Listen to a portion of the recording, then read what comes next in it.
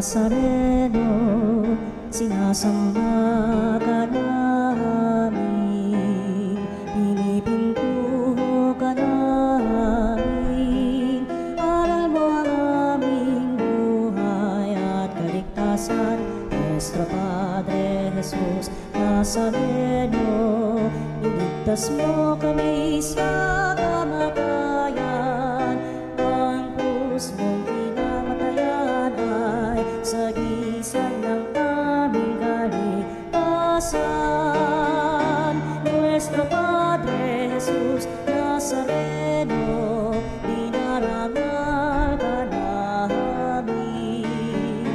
Nuestro Padre Jesus Nazareno, inulwalhati ka namin. Nuestro Padre Jesus Nazareno, inarangal ka namin. Nuestro Padre Jesus Nazareno, inulwalhati ka namin.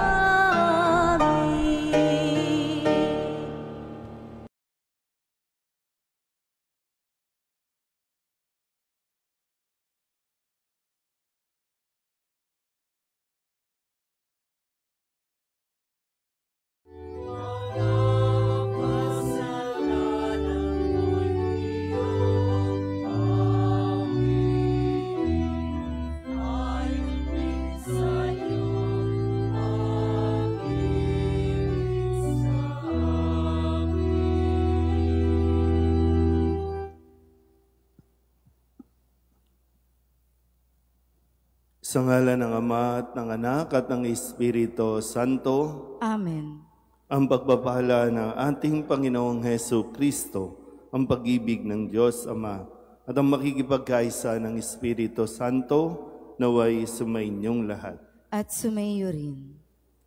Mga kapatid, aminin natin ang ating mga kasalanan upang tayo'y maging marapat gumanap sa banal na pagdiriwang. Inaamin ko sa makapangyarihang Diyos at sa inyo mga kapatid, na lubha akong nagkasala sa isip, sa salita at sa gawa, at sa aking pagkukulang.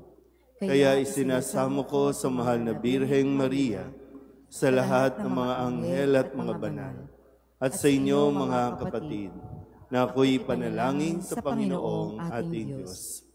Kaawaan tayo ng makapangyarihang Diyos, patawarin tayo sa ating mga kasalanan, at patnubayan tayo sa buhay na walang hanggan. Amen. Panginoon, kaawaan mo kami. Panginoon, kaawaan mo kami. Kristo, kaawaan mo kami. Kristo, kaawaan mo kami. Panginoon, kaawaan mo kami. Panginoon, kaawaan mo kami. Manalangin tayo.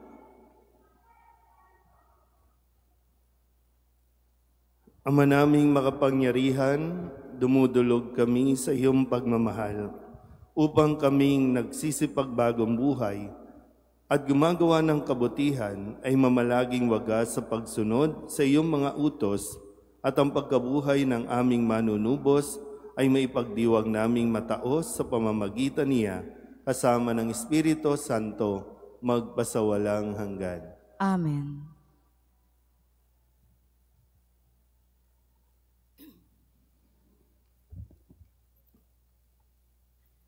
Pagbasa mula sa aklat ng Exodo. Noong mga araw na iyon, sinabi ng Panginoon kay Moises, "Balikan mo ngayon din ang mga Israelitang inialis mo sa Ehipto, naroon at nagpapakasama. Tinalikdan nila agad ang mga utos ko. Gumawa sila ng guyang ginto. Iyon ang sinasamba nila ngayon at hinahandugan. Ang sabi nila'y iyon ang Diyos na nag-alis sa kanila sa Ehipto. Kilala ko ang mga taong iyan at alam kong matigas ang kanilang ulo. Kung gusto mo, lilipulin ko sila at sa iyo ko pagmumulain ang isang malaking bansa. Nagsumamo si Moises sa Panginoon, "Huwag po, huwag ninyong lilipulin ang mga taong inialis ninyo sa Ehipto sa pamamagitan ng inyong kapangyarihan. Kapag nilipol ninyo sila, masasabi ng mga Ehipsyo na ang mga Israelitay inialis ninyo sa Ehipto upang lipulin sa kabundukan. Huwag na po kayong magalit sa kanila at huwag na ninyong ituloy ang inyong balak laban sa kanila. Alalahanin ninyo ang mga lingkod ninyong sina Abraham, Isaac at Jacob. Ipinangako ninyo sa kanila na ang lahi nila'y pararamihin tulad ng mga bituin sa langit at magiging kanila habang panahon ang lupaing ipinangako ninyo. Hindi nga itinuloy ng Panginoon ang balak na paglipol sa mga Israelita." Ang salita ng Diyos. Salamat sa Diyos. Panginoong masintahin, ang bayan mo'y gunitain. Panginoong masintahin, ang bayan mo'y gunitain. Sa may bundok ng Horeb, doon ay naghugis niyong gintong baka. Matapos mahugis, ang ginawa nila'y kanilang sinamba. Ang dakilang Diyos ay ipinagpalit sa Diyos na nilikha, sa Diyos na baka na ang kinakain ay damong sariwa. Panginoong masintahin, ang bayan mo'y gunitain. Kanilang nilimot ang Panginoong Diyos, ang tagapagligtas, na yaong ginawa doon sa Ehipto'y kagilagilalas. Sa lupaing iyon, ang ginawa niya'y tunay na himala. Sa dagat na tambo, yaong nasaksihan ay kahanga-hanga. Panginoong masintahin, ang bayan mo'y gunitain. Ang pasya ng Diyos sa ginawa nila'y lipulin pagdaka. Agad na dumulog sa poon si Moises na magitan siya, at hindi natuloy yaong kapasyahan na lipulin sila. Panginoong masintahin, ang bayan mo'y gunitain. Magsitayo na po ang lahat.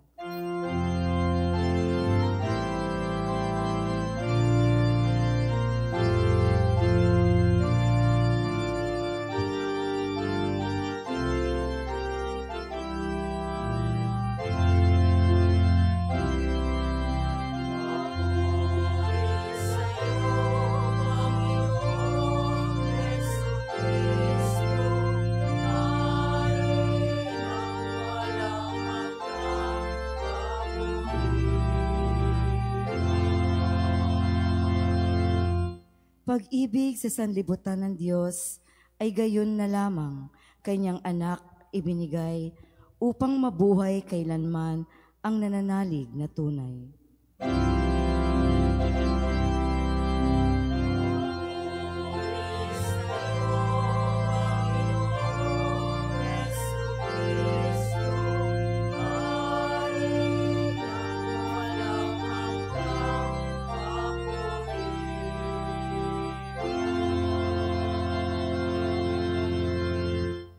Sumainyo ang Panginoon. At sumaiyo rin. Ang mabuting balita ng Panginoon ayon kay San Juan. Papuri sa iyo, Panginoon.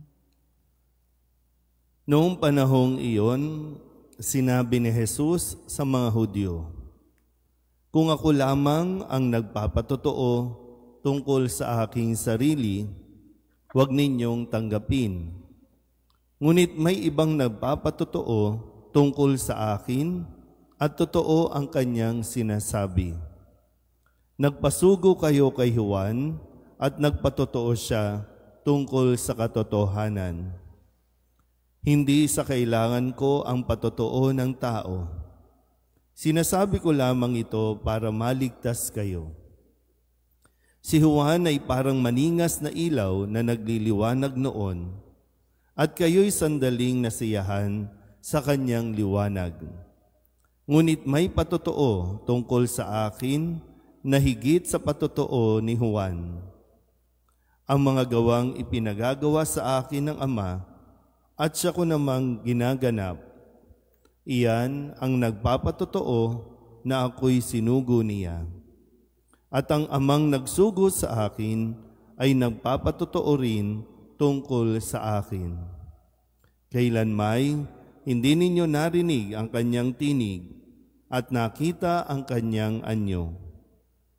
Walang pitak sa inyong puso ang kanyang salita, sapagkat hindi kayo nananalig sa akin na sinugo niya.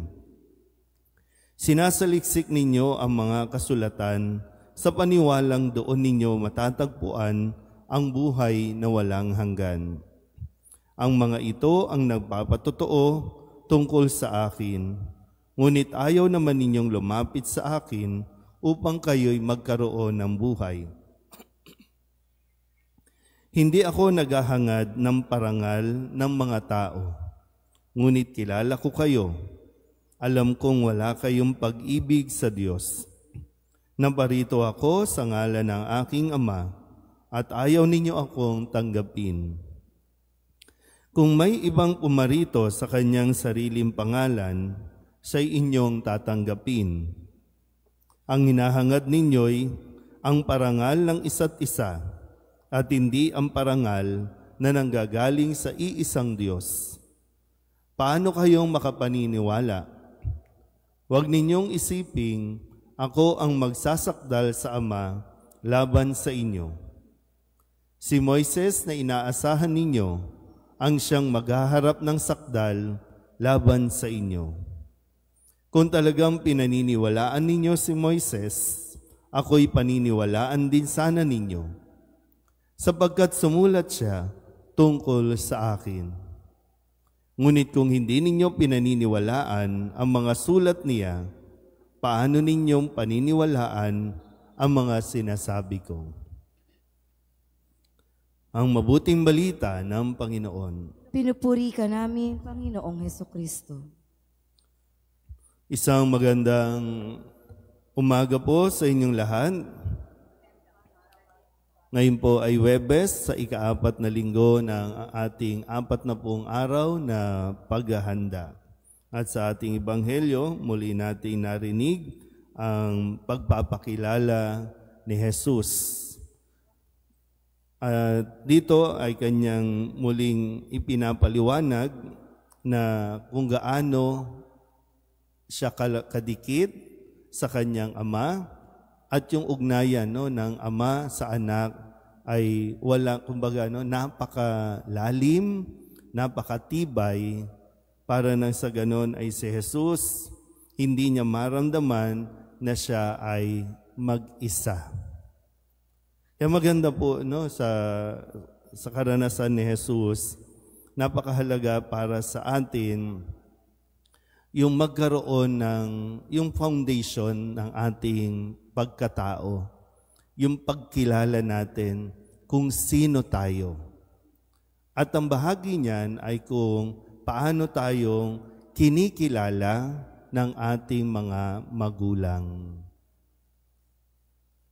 Marami po mga kabataan ngayon ang naghahanap ng kanilang identity. Marami confused. Dahil maraming mga magulang ang medyo nagkukulang sa pagbibigay o pagpapatibay ng kalooban ng mga anak. Habang sila'y lumalaki, Kaya nga, very crucial po yung habang lumalaki, nagagabayan sila dapat ng mga magulang na kilalanin at tanggapin. Maraming mga kabataan ang medyo papansin ngayon, naghahanap ng pansin. Dahil ito talaga yung kulang sa kanila. Yung kilalanin, yung ipagmalaki ng mga magulang,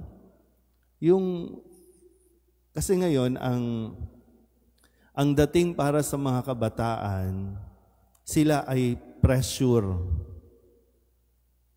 Napipressure masyado para sa kanila. Kasi nga, nung maliit pa lang, ay hindi talaga binigyan ng matibay na pundasyon na ikaw ay anak ko, ikaw kilala ko, ikaw ay magaling, ikaw ay maganda, ikaw ay mahusay. At kahit ano ka pa, anong gawin mo, anong mangyari, tanggap namin, kilala ka namin. Yun yung nagpapalakas ng loob. Medyo nawawala yun. Kaya para sa mga anak na bigla na lang sasawayin ng mga magulang, bigla na lang papagalitan, o kaya naman ay kapag ngayon, patapos na yung school year, yung mababa yung grade, ang maririnig nila ay yung pagmamaliit o kaya naman pagpapahina ng kalooban. Kaya imbis na yung pakiramdam nila, pressure sila, pero ang gusto lang naman ng mga magulang, i-push sila. I-push na kailangan pagpursigihin, kailangan pag-ibayuhin. Kaya kapag mayroong mga pressure, ang hina-hina ng kalooban. Ang hina-hina ng loob. Kaya sabi ko, dito sa ating Ebanghelyo, si Jesus, kahit na paikutan siya ng mga nami-pressure sa kanya, kahit nakuyugin siya, hindi siya pinanghihinaan ng loob. Hindi niya nararamdamang mag-isa siya. Dahil alam niya, kilala siya ng kanyang ama. At alam din niya, malinaw sa kanya, na ang kanyang ginagawa, ang kanyang sinasabi, ay ayon sa kanyang ama. So, ito sana, tingnan natin at pagnilayan kung paano nga ba natin pinatitibay ang kalooban ng inyong mga anak para nang sa ganon kapag sila ay humarap sa isang matinding pressure, hindi sila panghinaan ng loob. Amen?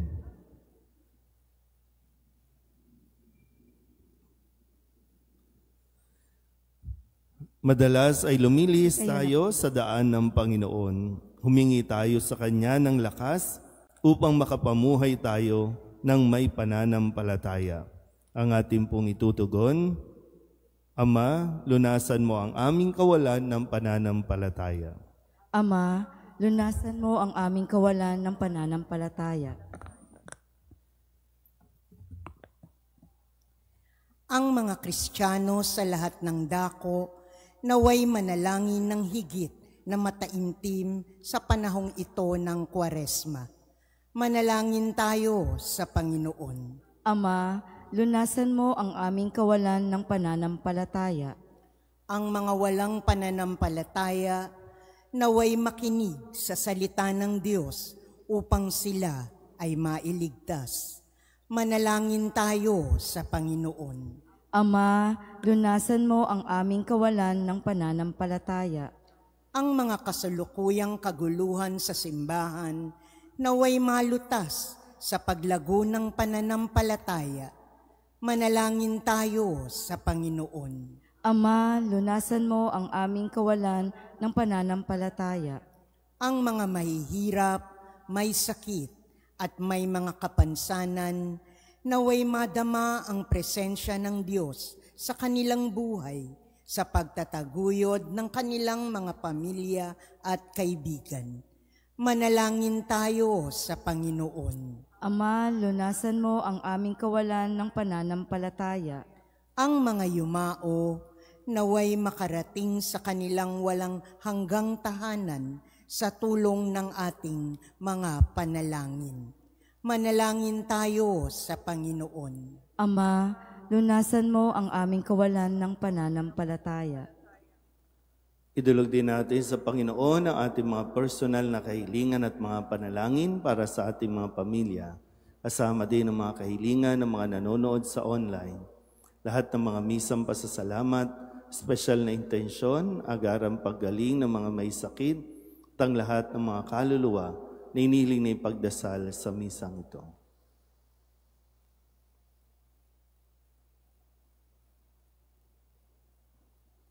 Ang lahat ng ito iniling namin sa ngalan ni Kristo ang aming Panginoon. Amen.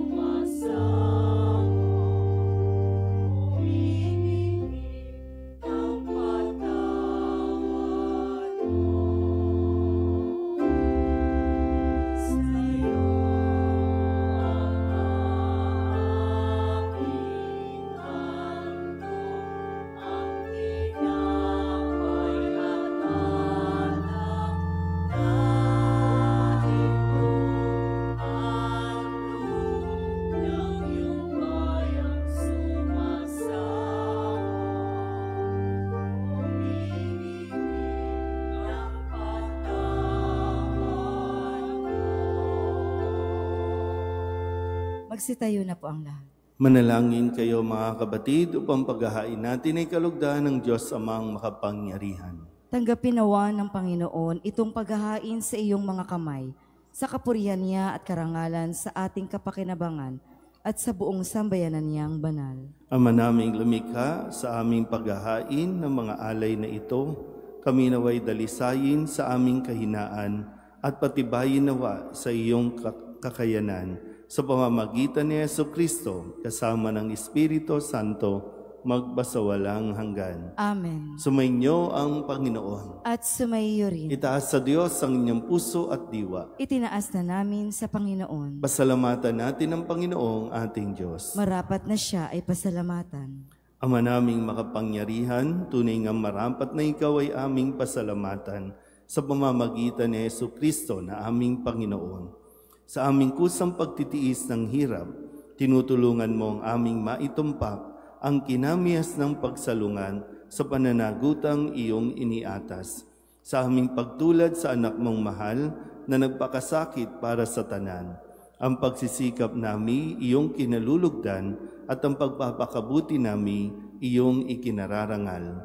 Kaya kaysa ng mga anghel na nagsisiawit ng papuri sa iyo nang walang humpay sa kalangitan, kami nagbubunyi sa iyong kadakilaan.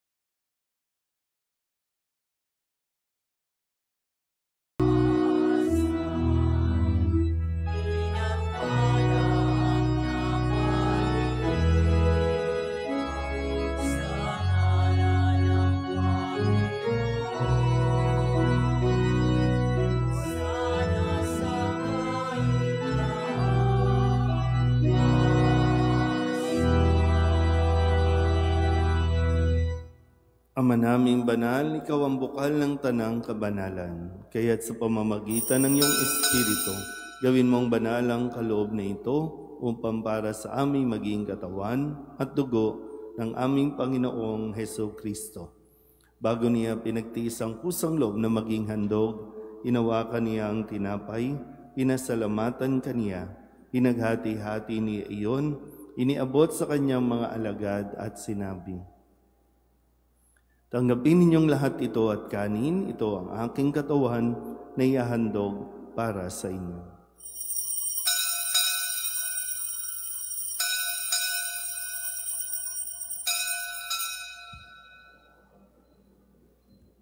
Gayun din naman nang matapos ang hapunan, hinawakan niya ang kalis, muli kaniyang pinasalamatan. Iniabot niya ang kalis sa kanyang mga alagad at sinabi, "Tanggapin ninyong lahat ito at inumin. Ito ang kalis ng aking dugo, ng bago at walang hanggang tipan, ang aking dugo na ibubuhos para sa inyo at para sa lahat sa ikapagpapatawad ng mga kasalanan. Gawin ninyo ito sa pag-alaala sa akin."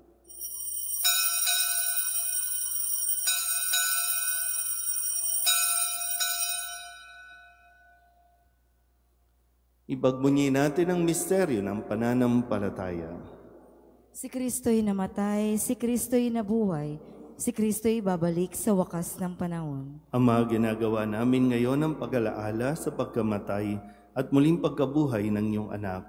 Kaya tiniaalay namin sa iyo ang tinapay na nagbibigay buhay at ang kalis na nagkakaloob ng kaligtasan. Kami nagpapasalamat dahil kami iyong minarapat na tumayo sa harap mo para maglingkod sa iyo. Isinasamo namin kami magsasalo-salo sa katawan at dugo ni Kristo ay mabuklod sa pagkakaisa sa pamamagitan ng Espiritu Santo. Ama, lingapin mo ang iyong simbahang laganap sa buong daigdig. Puspusin mo kami sa pag-ibig kaysa ni Francisco na aming Papa at ni Jose na aming Obispo at ng Tanang Kaparian. Alalahanin mo rin ang mga kapatid naming nahimlay na may pag-asang sila'y muling mabubuhay, gayon din ang lahat ng mga pumanaw. Kawaan mo sila at patuloyin sa iyong kaliwanagan. Kawaan mo at pagindapating kaming lahat na makasalo sa iyong buhay na walang wakas. Kaysa ng mahal na Birheng Maria na ina ng Diyos, ng kabiyak ng puso niyang sa San Jose. Kaysa ng mga apostol at ng lahat ng mga banal na namuhay dito sa daigdig ng kalugod-lugod sa iyo, may pagdiwang nawa namin ang pagpupuri sa ikararangal mo sa pamamagitan ng iyong anak na aming Panginoong Hesu Kristo. Sa pamamagitan ni Kristo, kasama niya at sa Kanya, ang lahat ng parangal at papuri ay sa iyo, Diyos Amang makapangyarihan, kasama ng Espiritu Santo, magpasawalang hanggan.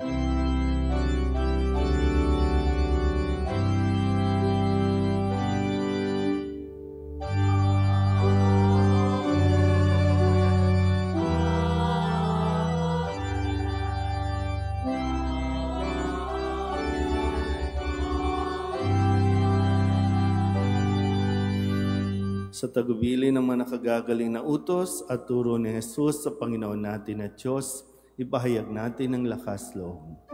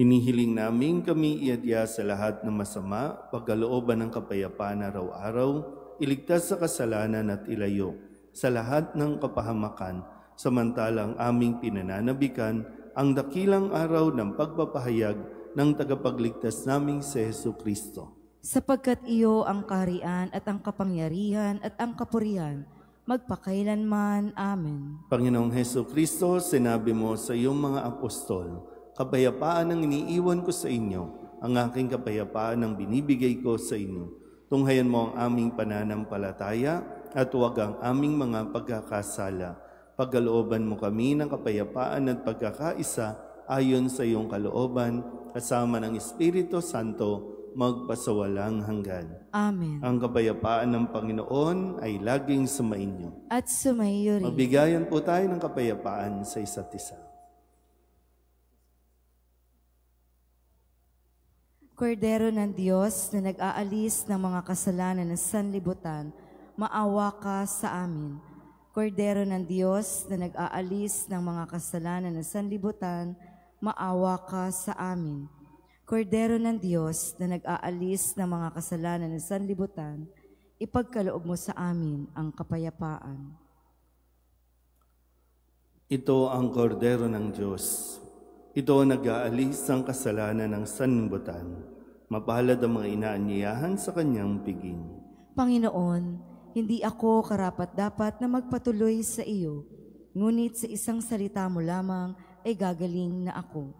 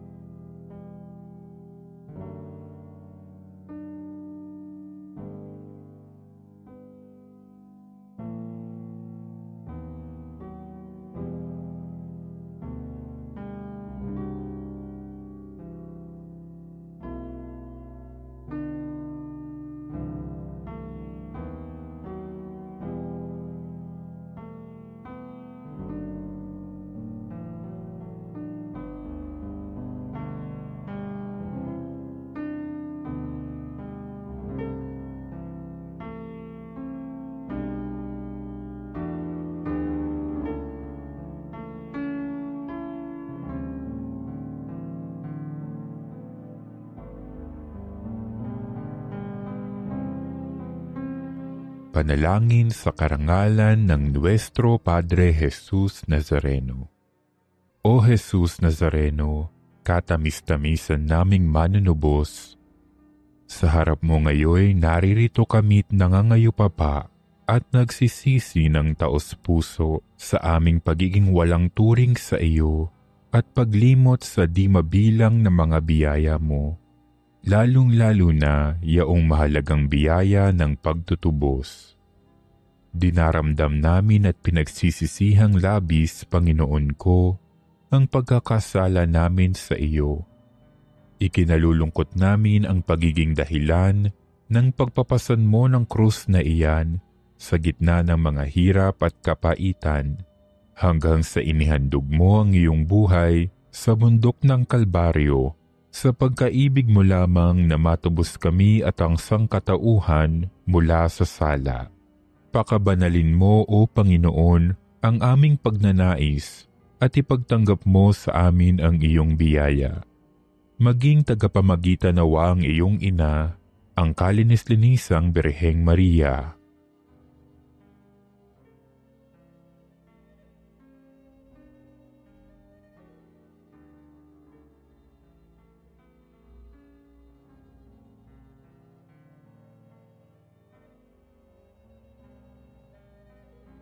Ama naming makapangyarihan, niloob mong akuin ang iyong anak, ang krus at kamatayan, upang ang sangkatauhan ay matubos at mabuhay. Ang pag-ako namin sa krus at kamatayan dito sa lupa, ayon sa diwa ng pagsunod sa iyong loob, na ginanap ng iyong anak, ay magpagindapat nawa naming kamtin ang lubos na katubusan at pagkabuhay sa iyong piling, sa pamamagitan ni Hesukristo, kasama ng Espiritu Santo, magpasawalang hanggan. Amen. Nuestro Padre Jesus Nazareno, Panginoon namin at Diyos, kaawaan mo kami.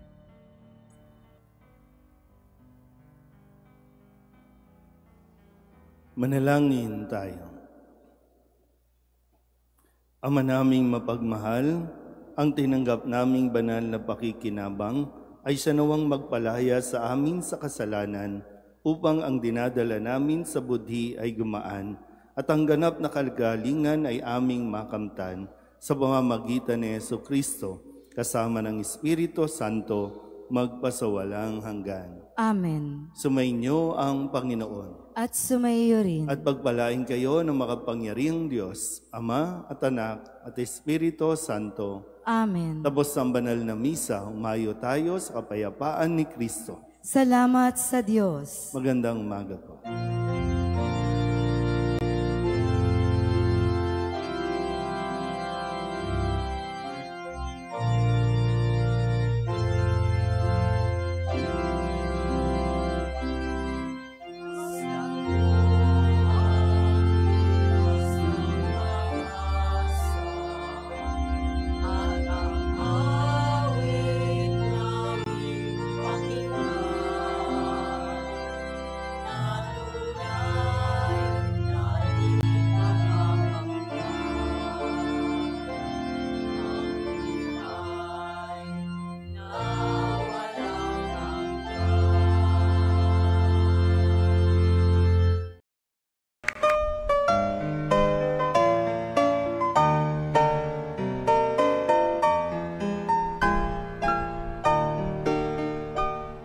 Nuestro Padre Jesus Nazareno, sinasamba ka namin, pinipintuho ka namin, aral mo ang aming buhay at kaligtasan.